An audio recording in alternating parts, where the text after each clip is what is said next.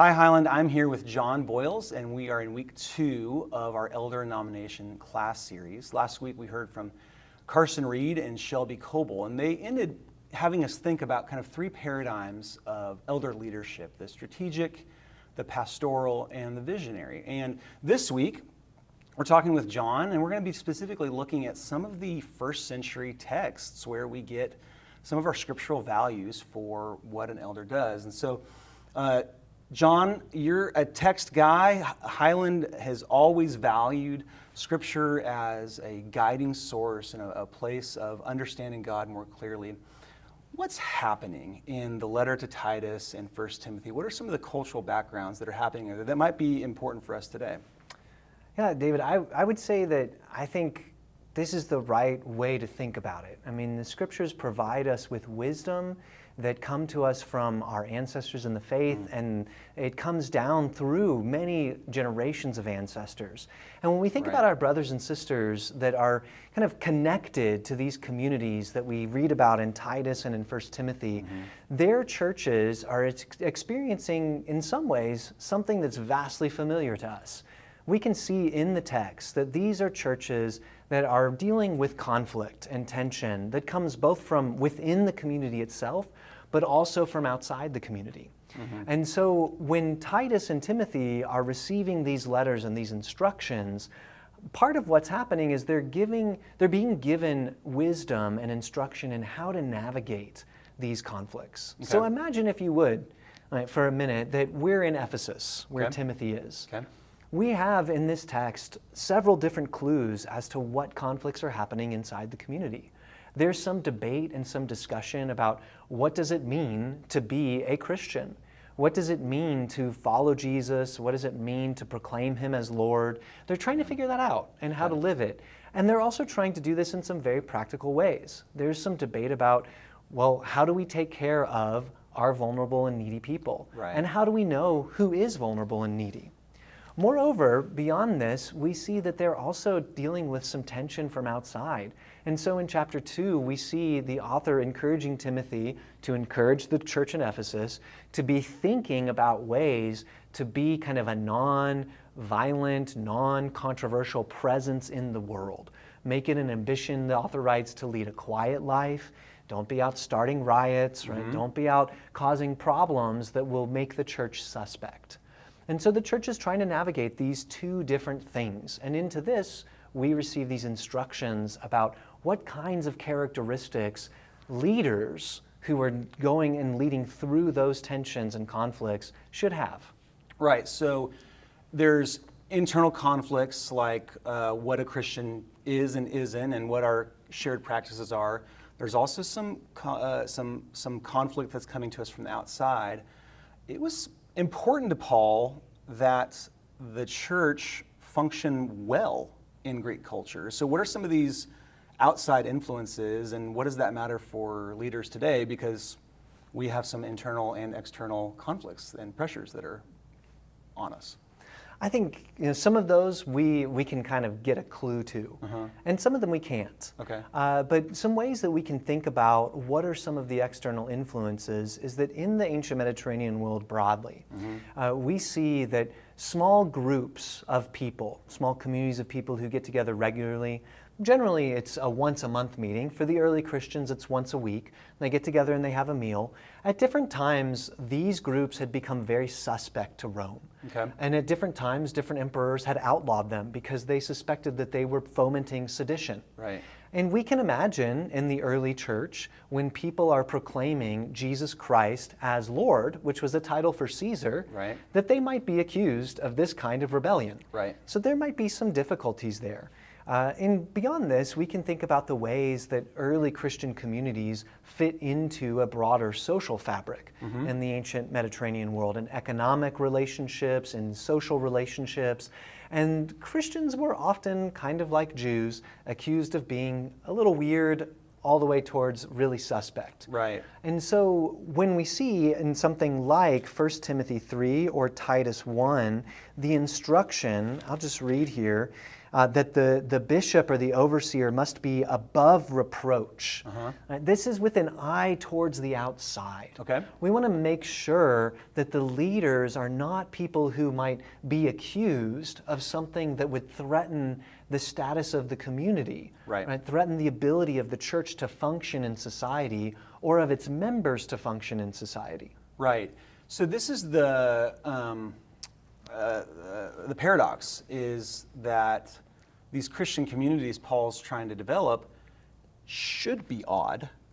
They should be countercultural. But if you have a leader that is not above reproach and is kind of generally known as a creep, that's going to be difficult to be good news to your community, right? And so Right. Paul is asking, shaping the church to raise up leaders that are reputable in the community. Right, and we see this in a variety of ways. If we keep going, and let's just stick with 1 Timothy 3, Titus 1 is a very similar kind of catalog of characteristics. But we have the overseer must be above reproach, married only once, temperate, sensible, respectable, hospitable, an apt teacher, not a drunkard, not violent but gentle, not quarrelsome, and not a lover of money. They should manage their household well, keeping their children submissive and respectful in every way. For if someone does not know how to manage their own household, how can they take care of God's church? They must not be a recent convert, or they may be puffed up with conceit and fall into the condemnation of the devil. And moreover, they must be well thought of by outsiders, so that they may not fall into disgrace and the snare of the devil. And there are ways that we can walk through each one of these elements and characteristics and say, these characteristics are valuable in and of themselves. Right? It's valuable for a person to not be a lover of money because greed is one of the things that Jesus talks about a lot. Right. And so it's a valuable characteristic. No matter what. At the same time, when you think about this idea that if someone's known as an embezzler, for example, they're taking advantage of the group's resources, then that's going to reflect on the group, both in terms of why would they elevate such a person as a leader, but also why are they so unable to see this obvious flaw in their leader? Sure.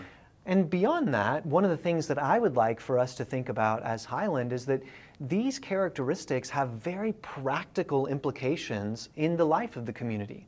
Because somewhat similar to Highland, I think that these early Christian communities had a group budget. They've got a treasury, and so they have money together. And so practically, we don't want someone in charge of that money who's greedy and trying to use their position as a leader in this community to enrich themselves, potentially at the expense of the community itself. Right.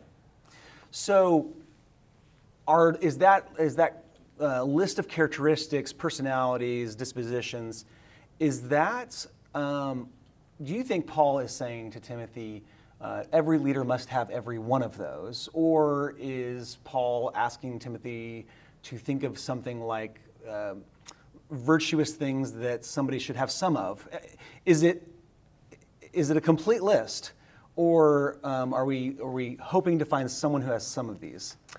Yeah, I think that the short answer is the text doesn't make that clear.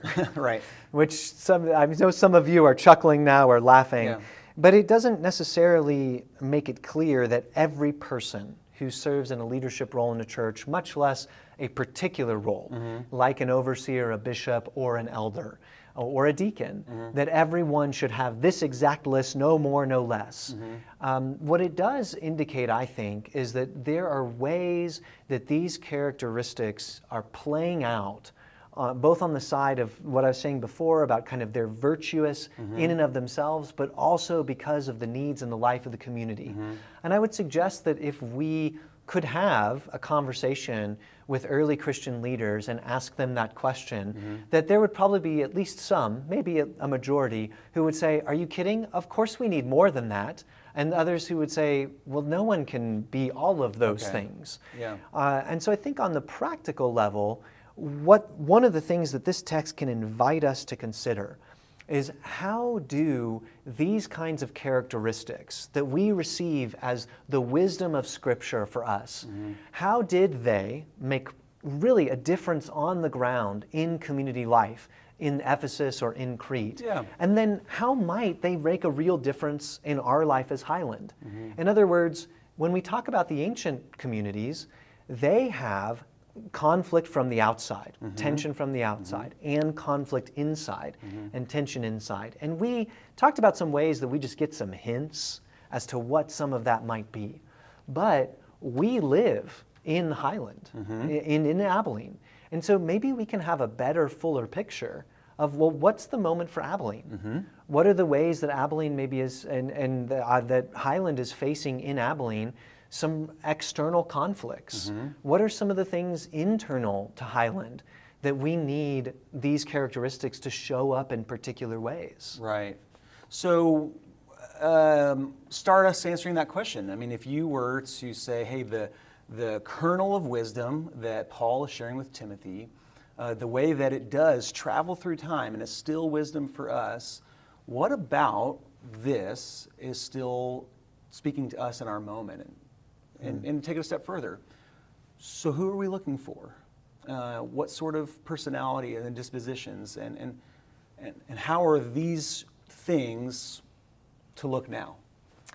Yeah, so let's stick with the lovers of money piece, not lovers of money. Okay. And let me connect that with managing one's own household. Okay. Because a big part in the ancient world of managing a household had to do with household economics. And Shane told us as a congregation about 2 months ago that we're in a place, he put up some slides and showed us where our budget was. We need people who are not necessarily going to be lovers of money or who think of Highland as worth as much as our budget is showing. We need people who have a bigger view than that, who are not necessarily defined by their status or their connection to a community that's wealthy, quote unquote. Yeah. But beyond that, we need people who know how to manage household economics well, because we're in a situation where we have a budget that we need to manage. And we're in a place that we haven't been in some previous generations at Highland, where we need to be really wise about what we do with our money and with our resources. I got to say, I mean, as somebody who's been only in ministry and Bible school for so long, I've been so appreciative of the talents and skills of some of our elders at this time in our church life, who maybe that's exactly the term, not lovers of money. It's not that they're repelling money, but that they're so good at understanding finances and budget cycles and things like that, and they're able to connect it to vision in ways that I was just never trained how to do. And so, that's okay. Well, what else? Can you give us another example of how what Paul is saying to Timothy is helping us look for people at Highland now? Yeah, so let's stick with the household management example, because another big piece of managing a household well in the ancient world is discipline. Disciplining children, disciplining other members of the household, servants, slaves, these kinds of ideas. And this connects with some of these other characteristics well, in terms of not being quarrelsome, not being violent, but being gentle, because leaders in a church, especially elders in a church like Highland, have a responsibility for community and church discipline. And so let's imagine, if we would, somebody who's maybe new to Highland or has been at Highland for a long time, and they're trying to figure out, what does the gospel mean? And what exactly is Highland's teaching about Jesus? Yeah. And so they are up doing a communion message or speaking in church, and as part of that, they state, well, Jesus didn't actually rise from the dead. I want a leader, right, who is going to be able to think wisely about, okay, how do we approach this for the health of the congregation to kind of reaffirm, no, we do really believe that Jesus was crucified and that he really did resurrect from the dead. Right. That is the Christian gospel. But also who's going to be able to meet that person and help them grow into sound doctrine. Yeah, that's such a great example, because it's got to be both. Somebody who can do both, right? And somebody who can kind of hold that complexity of, I'm going to love you, I'm going to stay close and pastor you and tell you, actually, we believe the opposite of that. And that's, I think maybe a word we're using there is self-differentiation. Somebody who can do conflict well and stay close to the person, and not emotionally retreat at the same time. That's really hard to do, and it takes a mature person. Yeah. So John, if Highland is thinking, okay, what's our moment now? What are the internal conflicts and external conflicts? And we could probably spend 2 months talking about the complexities of church right now and the internal and external conflicts. If we think about our moment and we think about, all right, we're guided by Scripture, what Paul is saying to Timothy and Titus here, they're going to help us be the things that we look for. Talk more about how you would define that. What's our moment now? And based on this, what are some of the personality or the capabilities of the people that we're looking for? Yeah, I think that one word that we might think about here as well is near the end of this piece of 1 Timothy 3, where the text it warns us against the possibility of a leader becoming puffed up with conceit and falling into the condemnation of the devil. And I've been at Highland now for about 6 years, and Highland is a great church. It's a really great church. And I think any time that we're part of something that is great, we run the risk of becoming conceited. And the instruction here is about, kind of recent converts. And I think in the ancient world, what this has to do with is that people would seek leadership as a way of gaining status and prominence. And I think one of the things that will be really valuable for Highland is if we have elders, like many of the elders that I have come to know, who are not in it because they get a title, who are not in it because they get to be on stage or they get to be recognized. Because that would be this being puffed up with conceit and kind of taking this role for what it can do for them. But Highland is a church that has needs. Right? And we have a lot of us are in need, and I don't mean material necessarily need, but we have a lot of needs. We need teaching, we need support, we need connection, and we talk about these things a lot. And if we are going to live into the restoration vision of restoring Abilene and restoring Highland and restoring the world, then we need elders who are going to be, after doing that work, whether or not they get recognized for it and whether or not Highland gets recognized for it. Yeah, wow. Humility has been the thing that I would say of our current elderships is one of the things I respect most about them. And it's been such a transformational thing for me to watch people go do some of the really hard work of leadership in the most humble way. But that still rings true today, is that I want to follow somebody who is both skilled and humble. So let me give you a corollary with that. Because another thing that I think about, so that's kind of particular to, let's talk specifically about Highland. Now let's talk about broader culture, right, in our country and our society today. And let's connect that with this idea of being temperate. Right? We don't talk about temperate necessarily a lot, but somebody who's temperate is someone who is not going to react really strongly. Or who's going to kind of be out there getting caught up in the moment or in a conflict in a way that's going to become overly emotional and violent, quote unquote. Not necessarily physically violent, but like metaphorically violent. Keyboard warriors. And yes, so perhaps in our time, one of the things that we need, both for our own internal health, because we can have conflicts within Highland about politics, about public health policy, about varieties of things. And we can also have conflicts outside of Highland that might reflect poorly on us if we have leaders who are getting caught up or who are starting fights in social media about these things. So you're not saying someone who doesn't care about the really complex issues of the day, but you're talking about somebody whose temperance deals with those things in a wise way that might actually lead towards restoration or reformation rather than continually to redivide and to reflame these polarizing things. Right. So rather than retrenching into a position, seeking a way, as Jesus encourages us to do in the Sermon on the Mount, to make peace. Be peacemakers, or Paul's ministry of reconciliation. Yeah, that's a leader I could get really excited about. So David, I think it's time that we throw it out to Highland now. So I would invite y'all in your classes, right? Like I said I've been at Highland around 6 years. I'm sure there are people in your class have been at Highland in my range, 5 to 10 years. Others of you have been at Highland for decades. Some of you might be pretty new, a couple months or maybe a year or two.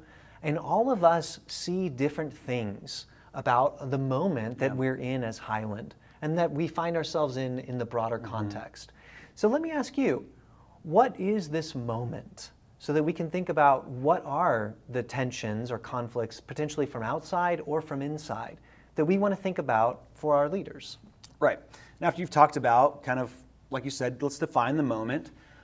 Based on what we're reading here in 1 Timothy and Titus, how would you explain what these virtues or these personalities or dispositions look like now based on where we are and what we're dealing with? And then, Highland, what we might do is start to think, are there characteristics or things that we need that maybe these lists don't cover or that we want? And that might help us as we start navigating forward and towards our selection process. All right, I hope you have a great discussion. Thanks for being with us again.